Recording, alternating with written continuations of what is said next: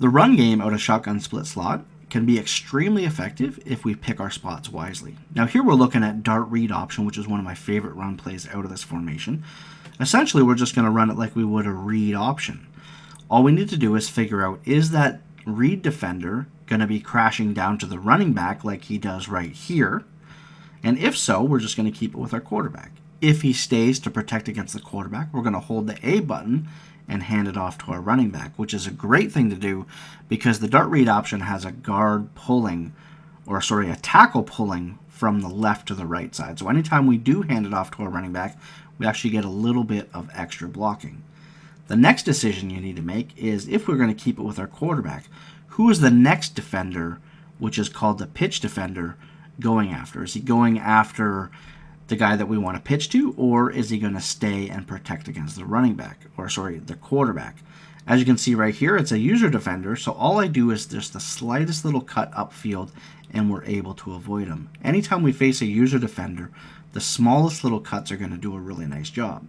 The other thing I love is, as you see right there, we're getting tackled by the defender as our quarterback. We kind of made the wrong read. We should have pitched it earlier.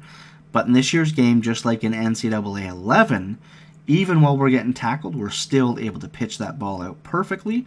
On 2nd and 12, we pick up the yard. So like I said, just pick your spots wisely, and the dart read option is going to be extremely effective. One of the reasons I love this formation so much is that no matter what we see by the defense, we're going to have an answer for as long as we play smart football. Anytime we see one safety deep, we got the PA pop play.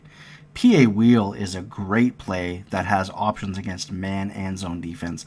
Not to mention that any split back shotgun formation is just extremely hard to defend within itself. Anytime we got blitzing linebackers, we can just take advantage throwing to the flats with quick passes. The dart read option is a great inside and outside run game. But inside zone split is probably one of my favorite inside run plays in the entire game. The blocking that we get from this play is extremely effective. So when I'm running this scheme, anytime I see a hole in the defensive line, maybe they're spread out just a little bit, I'm going to run the inside zone split, and we're going to be able to pick up big yards. Running the halfback counter is just a matter of reading the inside and outside defensive pressure. The defensive end on this play is always going to stand up, and he's always going to be blocked by the player that's in the backfield with us. And that's going to be a big advantage for us. As you can see here, we're going to take it off tackle for an easy touchdown.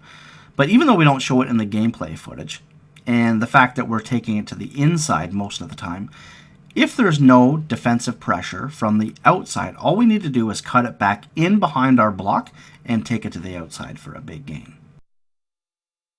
Fullback Inside is another great inside and outside run play. Just look at the fullback blocking for us. That's actually our starting running back making 2 blocks on that play, and just continue to watch the type of blocking that we're going to get. He's always going to get his hand on the defender, and that's why Fullback Inside is, again, one of my favorite run plays. Just look at this, always getting his hand on the defender.